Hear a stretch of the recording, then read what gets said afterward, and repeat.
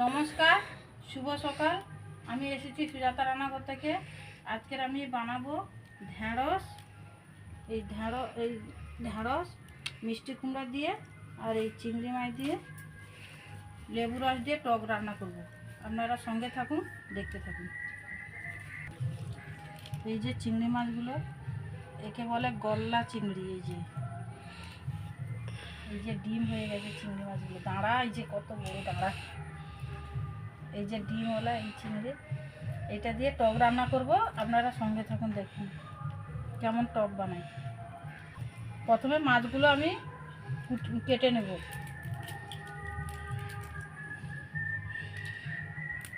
দাঁড়াগুলো দিয়ে দেবো টকে।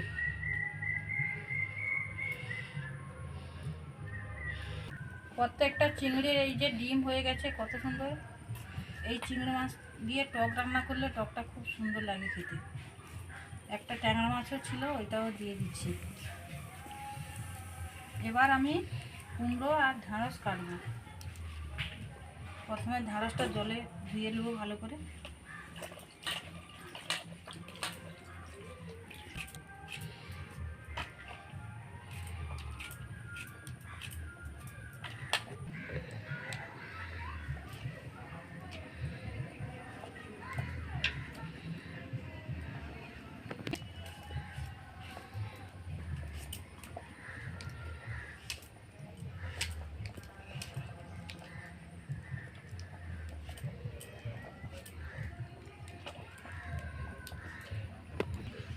ঢেঁড়স আর কুমড়ো আমার কাটা হয়ে গেছে, মিষ্টি কুমড়ো।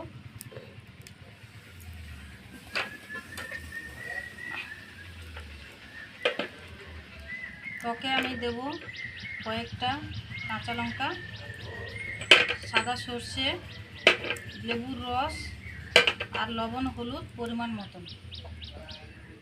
এতে কিছুটা সর্ষের তেল দিয়ে দেবো চিংড়ি মাছটা ভেজে নেওয়ার জন্য।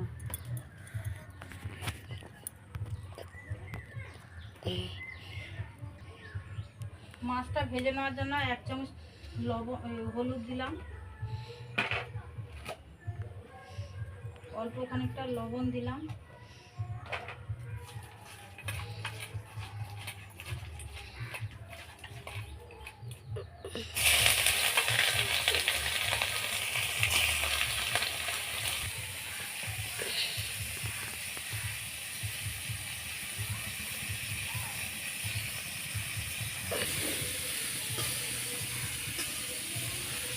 মাছটা ভাজা হচ্ছে ততক্ষণে আমি সর্ষেটা বেটে নেব। এই যে সাদা সর্ষে, এটা বেটে নেব।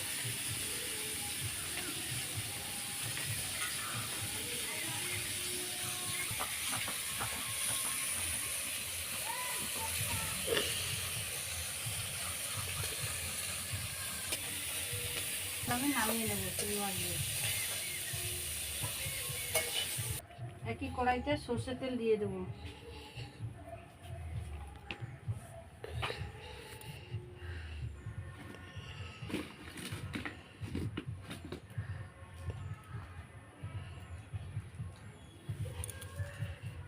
এক চামচ 5 ফোড়ন দিয়ে দেবো, কয়েকটা কাঁচা লঙ্কা,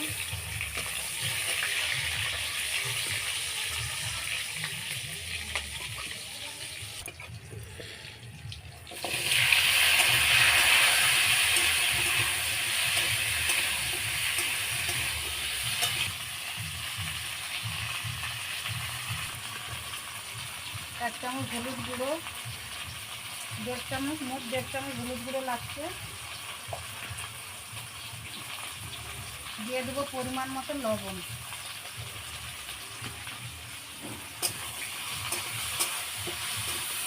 দিয়ে দেবো 1 চামচ লঙ্কার গুঁড়ো।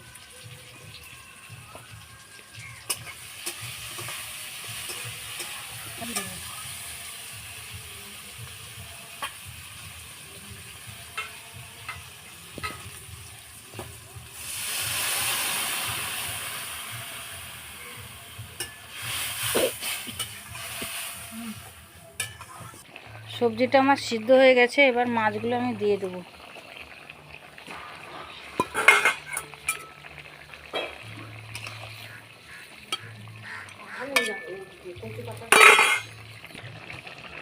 এবার লেবুর রসটা দিয়ে দেবো ওর মধ্যে।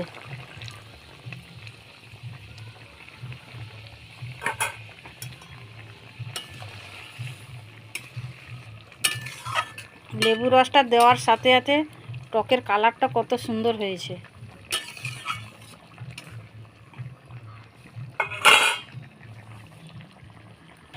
টকটা আমার হয়ে গেছে, এবার আমি নামিয়ে আনবো।